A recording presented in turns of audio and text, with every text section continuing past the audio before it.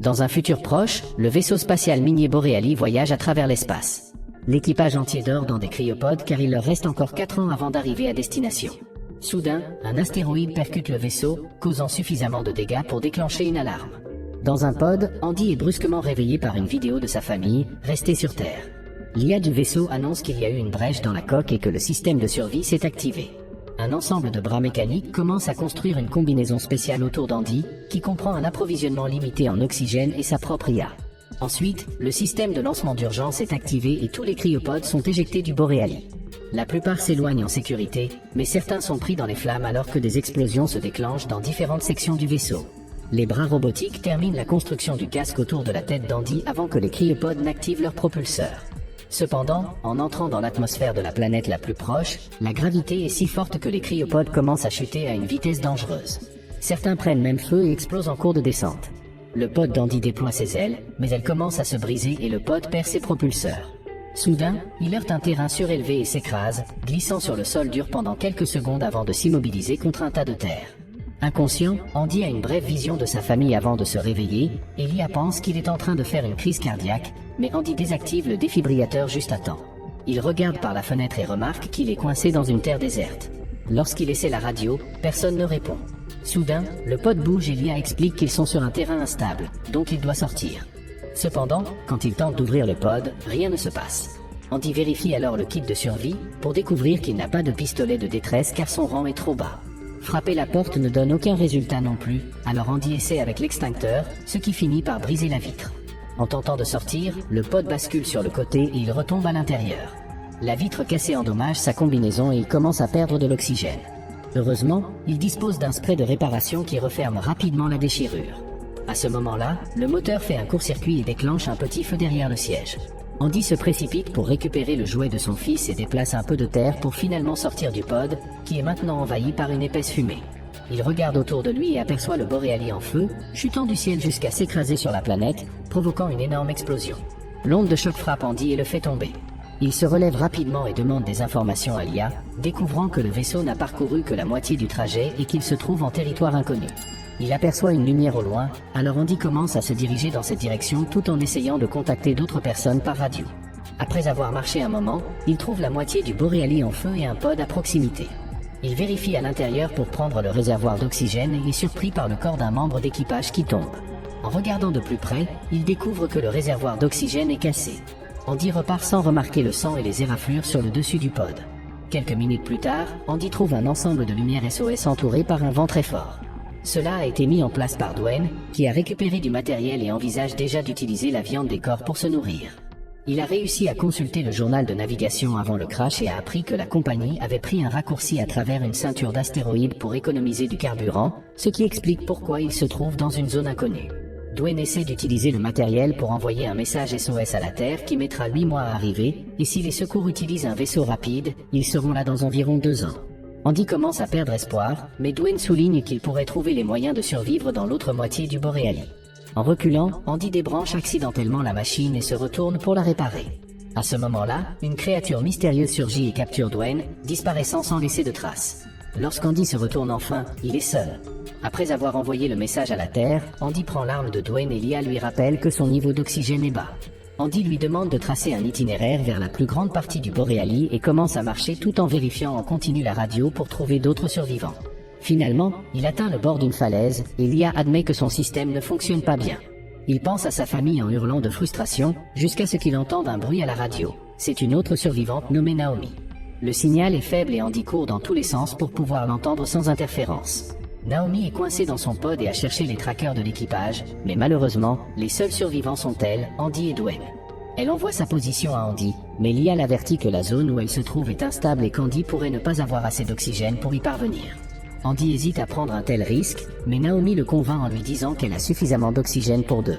Pendant les heures qui suivent, Andy ne fait que marcher tout en discutant avec Naomi.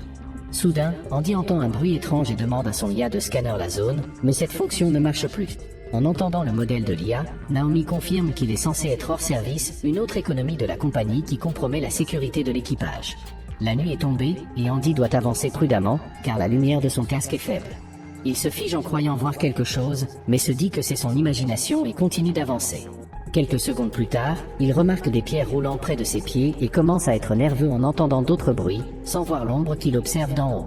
À ce moment-là, il découvre des trous étranges dans le sol et les suit jusqu'à un plus grand trou couvert de toiles d'araignée, réalisant que les petits trous sont des empreintes de pattes. Andy panique et marche aussi vite que possible, remarquant de plus en plus de toiles d'araignée autour de lui.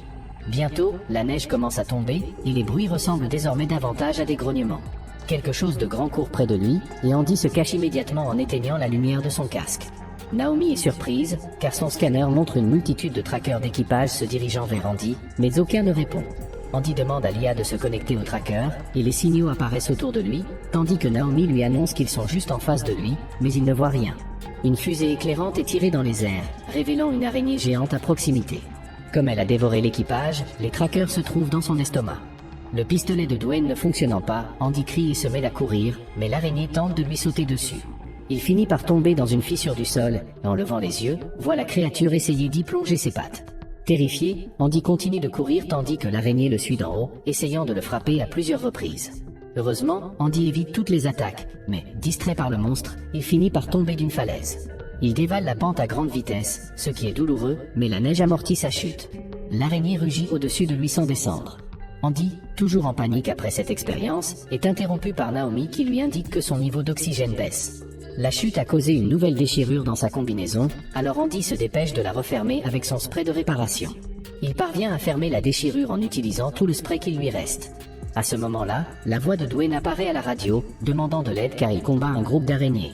Naomi pense qu'Andy devrait l'aider, mais Andy hésite, ne voulant pas affronter des monstres, surtout avec son scanner défectueux. Toutefois, il change d'avis lorsque Naomi lui rappelle que Dwayne possède de l'oxygène. Tandis qu'Andy court entre les pods écrasés, il suit les fusées éclairantes tirées par Dwayne et finit par le trouver. Dwayne est sur le point de révéler la faiblesse du monstre lorsque l'araignée lui saute dessus à nouveau, et Andy se cache en entendant à la radio comment Dwayne est tué. Il court se cacher derrière un autre pod en espérant échapper au danger, seulement pour découvrir un second monstre se nourrissant également de corps. Naomi active la voix et les lumières d'un des pods, distrayant l'une des araignées et permettant à Andy de courir se cacher dans un autre pod. Ensuite, Naomi essaie d'activer un autre pod pour distraire l'autre créature, mais elle allume par erreur les lumières de celui d'Andy, qui est surpris par un corps. Heureusement, elle parvient à activer tous les autres pods, et maintenant que les deux araignées sont distraites, Andy peut enfin s'enfuir. Bientôt, les monstres réalisent la ruse et commencent à le suivre, mais s'arrêtent brusquement lorsqu'Andy entre dans une zone brumeuse. Après le départ des araignées, Andy conseille à Naomi de chercher un endroit sûr, mais Naomi lui confie qu'elle ne sent plus ses jambes. Elle commence à paniquer, alors Andy chante la chanson qu'il chantait à son fils pour l'apaiser. Ensuite, il reprend sa route et croise un essaim de lucioles offrant un spectacle lumineux magnifique. L'une d'elles atterrit sur son casque et se met soudainement à briller en rouge pour l'attaquer. Seule, elle ne peut pas lui faire de mal, mais bientôt toutes les autres lucioles deviennent rouges et l'attaquent ensemble. Courir un peu suffit pour les semer, mais un grognement indique que les lucioles fuyaient quelque chose d'autre. Soudain, le sol s'ouvre, et une gigantesque bouche de monstre surgit pour capturer Andy, le recouvrant d'une substance visqueuse qui le maintient immobile. Andy est englouti petit à petit jusqu'à ce que chaque partie de son corps soit dans la bouche de la créature.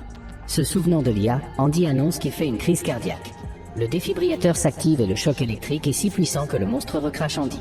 La créature, désormais furieuse, revient vers lui, alors Andy court se cacher dans ce qui ressemble à un tronc d'arbre.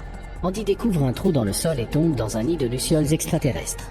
Les petites créatures deviennent immédiatement rouges et commencent à le piquer, ne le laissant tranquille que lorsqu'il parvient à sortir du tunnel. L'IA informe alors Andy que son niveau d'oxygène actuel sera suffisant pour atteindre le Boréali, mais probablement pas pour rejoindre Naomi, qui pense elle aussi qu'il devrait se diriger vers le vaisseau. Andy refuse d'abandonner maintenant et continue de courir en direction de Naomi. Bientôt, il est entouré par les flammes du crash et a tellement de mal à respirer qu'il finit par tomber. Rassemblant sa force, il se remet en marche et trouve enfin Naomi dans son pod. Elle ouvre immédiatement la porte pour le laisser entrer, lui permettant de respirer librement à nouveau.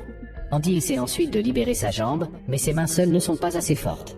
Heureusement, comme Naomi a un rang supérieur, son kit d'urgence contient des outils, et Andy peut en utiliser un pour la décoincer. Naomi ressent une douleur, mais sa jambe n'est pas cassée. Après un moment de repos, ils prennent le pistolet de détresse et le spray de réparation et se mettent en route. La douleur rend la marche difficile pour Naomi, alors Andy improvise une attelle pour l'aider. Tandis que Naomi examine le pistolet de Dwayne, une horde d'araignées les entoure lentement. Le duo commence à courir immédiatement, et Naomi demande à son IA de lui injecter un médicament pour garder sa jambe en mouvement. Poursuivis par les araignées, Naomi et Andy atteignent l'autre moitié du Boréali, qui semble en bon état. Ils continuent de courir, et Naomi tombe, alors Andy l'aide à glisser pour accélérer. Les araignées sont déjà proches de bondir, et le duo continue de pousser les débris pour bloquer leur chemin, bien qu'ils tombent aussi. Une araignée s'apprête à les attraper, alors Naomi tire une fusée de détresse, ce qui la distrait. Elle tire une seconde fusée pour distraire les autres araignées, leur permettant ainsi de monter la colline jusqu'à enfin entrer dans le Boréali.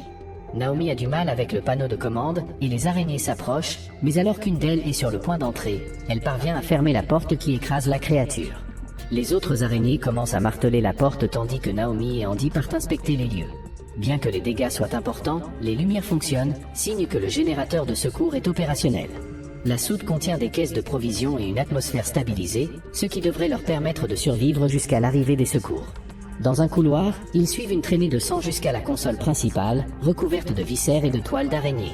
Le duo se cache en voyant une grande araignée entrer et ouvrir son abdomen pour y déposer davantage de restes humains, dont un casque. Andy se sent mal mais se retient de vomir. Heureusement, l'araignée part sans les voir, et le duo tente de bouger, mais une trappe s'ouvre au plafond pour laisser sortir un monstre encore plus gros. Andy referme immédiatement la porte pour se protéger, mais Naomi le réprimande, car ils sont maintenant coincés dans un sas. Alors que l'araignée frappe la porte de droite, Andy tente de briser celle de gauche avec un outil, sans succès. Ils n'ont d'autre choix que de s'asseoir et d'attendre leur fin. Andy regarde une vidéo de sa famille en racontant à Naomi qu'ils sont morts dans un accident de voiture, et qu'ils portent la culpabilité de survivants car ils conduisaient. Naomi le sermonne à nouveau, rappelant qu'elle est vivante grâce à lui. Ils se prennent dans les bras en pensant qu'ils vont mourir, mais à ce moment, Naomi remarque une boule de lucioles accrochée à la combinaison d'Andy. Lorsque l'araignée finit par entrer, il lance la boule sur elle, et les lucioles attaquent la créature, la forçant à reculer. Ils appuient sur un bouton du panneau principal pour ouvrir l'autre porte et courent rapidement vers la soute, mais s'arrêtent en découvrant qu'ils sont sur une plateforme surélevée. L'araignée parvient à se débarrasser des lucioles et les pourchasse, tandis qu'ils ne peuvent fermer la porte. Ils sautent de la plateforme pour éviter l'attaque, l'araignée atterrissant dans la soute en même temps qu'eux. Elle se remet vite et se lance à leur poursuite. Andy jette son spray dans sa gueule, et lorsque le monstre le mord, le spray explose, leur donnant une chance de fuir. Ensuite, l'araignée court au plafond pour les rattraper plus vite et saute pour atterrir juste derrière eux. Naomi se relève rapidement et s'enfuit pour attirer la créature, disant à Andy de trouver un moyen de la tuer. En remarquant qu'il reste des pods dans la soute, Andy demande à son IA de trouver un pod fonctionnel, qui se trouve au sommet. Andy grimpe aussi vite que possible à la dernière rangée de pods et atteint la plateforme supérieure juste au moment où Naomi est frappée par l'araignée. Puis Andy éteint les lumières, donnant à Naomi l'occasion de se cacher dans une caisse sans être vue. À l'intérieur, elle trouve des lumières de secours. En essayant d'éjecter le pod, l'IA explique à Andy que cela n'est pas possible car il a coupé l'alimentation, et sa seule option est de le faire manuellement de l'intérieur. Andy monte dans le pod et connecte son IA, tandis que Naomi sort de sa cachette avec des lumières accrochées à son corps, attirant l'araignée vers elle. En regardant le jouet de son fils, Andy dit au revoir à son IA et attend le bon moment pour éjecter le pod. Un souvenir de l'accident de voiture lui traverse l'esprit avant que le pod ne s'écrase sur le monstre, le tuant enfin. Naomi court vers Andy, en pleurs, pensant qu'il est mort. Mais d'après de nombreux appels de sa part, Andy se réveille, vivant et en bonne santé. Le duo se dirige alors vers la fenêtre et admire ensemble le magnifique lever de soleil, se tenant la main.